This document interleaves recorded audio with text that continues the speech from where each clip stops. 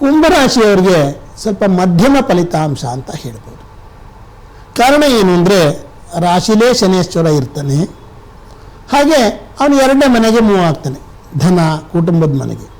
ಹಾಗಾಗಿ ಇವರ ಪ್ರಯತ್ನ 100% ಇದ್ದರೆ ಫಲಿತಾಂಶ 75%ಗೆ ಎಂಡ್ ಆಗ್ಬಿಡುತ್ತೆ. ಮಿತಿ ಮೀರಿದ ಪ್ರಯತ್ನ ಅಂತಂದ್ರೂ ಅಷ್ಟಕ್ಕೆ ಎಂಡ್ ಆಗುತ್ತೆ.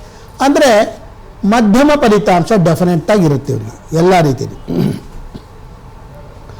ಗುರು 4ನೇ ಮನೆಯಿಂದ ಕುಟುಂಬ ಸೌಖ್ಯ ಚೆನ್ನಾಗಿ ಕೊಡ್ತಾನೆ. ಕುಟುಂಬದಲ್ಲಿ ಮಕ್ಕಳು ಅಭಿವೃದ್ಧಿ, ಮನೆತನದ ಅಭಿವೃದ್ಧಿ, ಸ್ಥಿರಾಸ್ತಿ ಮಾಡ್ಕೊಳ್ಳೋದು, ಸ್ಥಿರಾಸ್ತಿಯನ್ನು ಬೆಳೆಸೋದು, ಸ್ಥಿರಾಸ್ತಿ ಮೇಲೆ ಹಣ ಹೂಡೋದು, ಇದೆಲ್ಲ ಆಗುತ್ತೆ.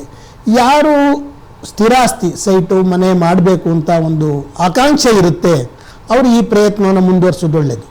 ಅವ್ರಿಗೆ ಅನುಕೂಲಕರವಾಗಿ ಗುರು ಇರೋದ್ರಿಂದ ನಿಮ್ಮ ಆಸ್ತಿಗೆ ದಾರಿ ಮಾಡಿಕೊಡ್ತಾನೆ, ಆಸ್ತಿ ಕೊಳ್ಳಕ್ಕೆ ಹಣಕ್ಕೂ ದಾರಿ ಸಿಗುತ್ತೆ ನಿಮಗೆ.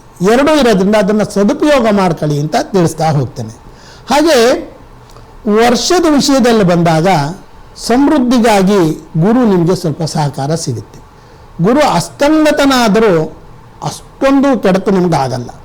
ಆದರೆ ಶನೇಶ್ವರನ ಹಿಮ್ಮುಖ ಚಲನೆ ಆದಾಗ ಪುನಃ ಈ ರಾಜಕೀಯದಲ್ಲಿರೋರಿಗೆ ತಕ್ಷಣದ ಸ್ಥಾನಮಾನಗಳು ದೊರಕ್ಬಿಡ್ಬೋದು. ಜುಲೈ ಶನಿ ಅಸ್ತಂಗತನ ಆದಾಗ ತಕ್ಷಣದ ಸ್ಥಾನಮಾನ ಒದಗುತ್ತೆ ಅವ್ರಿಗೆ.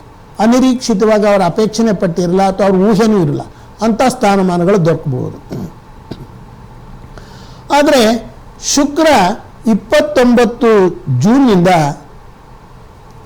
ಅಸ್ತಂಗತನ ಆದ್ದರಿಂದ ವಿವಾಹ ಪ್ರಯತ್ನ ಮಾಡೋರು ಸ್ವಲ್ಪ ಪ್ರಯತ್ನ ಮುಂದುವರಿಸಿ ಅಂತ ಹೇಳ್ತಾರೆ. ಮುಂದುವರಿಸಿದಾಗ ವಿವಾಹ ಸಂಬಂಧಗಳು ಒದಗಬಹುದು. ಹಾಗೆ ಗುರು ಸೌಖ್ಯದಲ್ಲಿ ನಿಮ್ಮ ಸಂಸಾರದ ಮನೆಯಲ್ಲಿರೋದ್ರಿಂದ ಕುಟುಂಬ ಸೌಖ್ಯ ಕೊಡಬಹುದು. ಇದು ಒಂದು ರೀತಿ. ಆದರೆ ನೀವು ಪ್ರೀತಿ ಪ್ರೇಮಗಳಲ್ಲಿದ್ದವರಾದರೆ ಈ ಶುಕ್ರ ಅಸ್ತಂಗತನ ಇದ್ದಾಗ ಹೆಚ್ಚು ಮಾತಾಡದೇ ಇರೋದು ಒಳ್ಳೆಯದು. ಸಂಗಾತಿ ಜೊತೆ ಮಾತಾಡುವಾಗ ಎಚ್ಚರಿಕೆಯಿಂದ ಮಾತಾಡೋದು ಒಳ್ಳೆಯದು. ಯಾಕೆಂದರೆ ನಿಮ್ಮ ಮಾತೇ ನಿಮ್ಮ ಪ್ರೀತಿ ಪ್ರೇಮಗಳನ್ನು ವ್ಯತ್ಯಾಸ ಮಾಡುವ ಒಂದು ಸಂದರ್ಭಗಳು ಒದಗುತ್ತೆ. ಆದ್ದರಿಂದ ಆ 1.5 ತಿಂಗಳ ಕಾಲ ಸ್ವಲ್ಪ ಎಚ್ಚರದಿಂದ ಇದ್ದು ಮಾತಾಡಿ. ಆದರೆ ಬಹಳ ದಿನಗಳಿಂದ ಸ್ಥಾನಮಾನ ಬಯಸ್ತಿರ್ತಾರೆ ಯಾರು, ಅವರು ಒದಗುತ್ತೆ. ದ್ವಿತೀಯದಲ್ಲಿ ಬಂದಾಗ ಕುಟುಂಬದ ಹಿರಿಕರು ಅಥವಾ ಊರಲ್ಲಿ ನ್ಯಾಯ ಪಂಚಾಯತಿ ಮಾಡೋರ್ಗೊಂದು ಸ್ಥಾನ, ಇಂಥ ಒಂದು ಸ್ಥಾನಗಳು ಕೆಲವರಿಗೆ ಅನಾವಶ್ಯಕವಾಗಿ ಒದಗಿ ಬಂದ್ಬಿಡುತ್ತೆ. ಅದನ್ನು ಸರಿಯಾಗಿ ನಿಭಾವಣೆ ಮಾಡಿದ್ರೆ ನಿಮಗೆ ಮುಂದುವರಿಯುವ ಅವಕಾಶಗಳು ಕೂಡ ಇರುತ್ತೆ. ಸಾಂಪ್ರದಾಯಿಕ ಕೃಷಿ ಮಾಡೋರಿಗೆ ತುಂಬ ಬೆಲೆ ಬಂದ್ಬಿಡುತ್ತೆ. ಅವ್ರ ವಸ್ತುಗಳು ಜನ ಅವ್ರು ಇರೋ ಜಾಗದಲ್ಲೇ ಕೊಂಡ್ಕೊಂಡು ಹೋಗ್ತಾರೆ, ಹೆಚ್ಚು ದುಡ್ಡು ಸಿಗುತ್ತೆ. ಶನೇಶ್ವರನಿಂದ ದುಡ್ಡು ಕಮ್ಮಿ ಆದರೂ ಸಂಪ್ರದಾಯಬದ್ಧವಾದ ಕಾರ್ಯಗಳು, ಯಾರೋ ಭರತನಾಟ್ಯ ಕಲಿಸೋರು, ಯಾರೋ ಸಾಂಪ್ರದಾಯಿಕ ಕೃಷಿ ಮಾಡೋರು, ಯಾರೋ ದೇವಾಲಯಗಳ ಬಗ್ಗೆ ವಿವರಣೆ ಕೊಡೋರು, ಯಾರೋ ಈ ರಂಗಕಲೆಗಳನ್ನು ಕಲಿಸೋರು, ಈ ಏನು ಸಂಪ್ರದಾಯಗಳನ್ನು ತಿಳಿಸ್ತಾ ಹೋಗ್ತಾರಲ್ಲ ಅವ್ರಿಗೆ ಆದಾಯಕ್ಕೆ ಕೊರತೆ ಇರಲ್ಲ. ಇವಿಷ್ಟು ಕುಂಭರಾಶಿಯವರ ಶುಭಾಶುಭ ಫಲಗಳನ್ನು. ಹಾಗೆ ಕುಂಭರಾಶಿಯವರು ತಮ್ಮ ಇರು ಸ್ಥಿತಿನ ಕಾಪಾಡ್ಕೊಳ್ಳೋಕ್ಕೆ ಶನೇಶ್ವರನ ಧ್ಯಾನ ಮಾಡೋದು. ಮೊದಲು ಇರು ಸ್ಥಿತಿ ಕಾಪಾಡ್ಕೊಳ್ಳಿ, ನಂತರ ಮುಂದುವರಿರಿ ಅಂತ ಹೇಳ್ತೀನಿ ನಾನು. ಹಾಗೆ ಹಣಕ್ಕಾಗಿ ದುರ್ಗಾರಾಧನೆ ಮಾಡ್ಬೋದು. ದೇವಿಯ ಒಂದೊಂದು ಅಂಶ ಒಬ್ಬೊಬ್ರಿಗೆ ಬೇರೆ ಬೇರೆ ಇರುತ್ತೆ. ಹಣಕ್ಕಾಗಿ ಆರಾಧನೆ ಮಾಡ್ಕೋಬೋದು.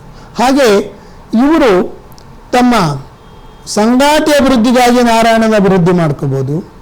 ಹಾಗೆ ತಮ್ಮ ವೈಯಕ್ತಿಕ ಸಂಸಾರದ ಅಭಿವೃದ್ಧಿಗಾಗಿ ಯಾವುದಾದ್ರು ಗುರುಗಳ ಆಶೀರ್ವಾದ ಪಡೆಯೋದು. ಹಳೇ ದೇವರುಗಳು ಅಂದರೆ ಹಳೆದ 1000 ವರ್ಷದ ದೇವಸ್ಥಾನ ಅಂತೆಲ್ಲ ಹೇಳ್ತೀವಲ್ಲ, ಅಂಥ ದೇವರುಗಳ ದರ್ಶನ ಮಾಡೋದು, ಪುರಾತನ ಕಾಲದ ದೇವರ ದರ್ಶನಗಳನ್ನು ಒಳ್ಳೆಯದು, ನೋಡೋದು ಬಹಳ ಒಳ್ಳೆಯದು.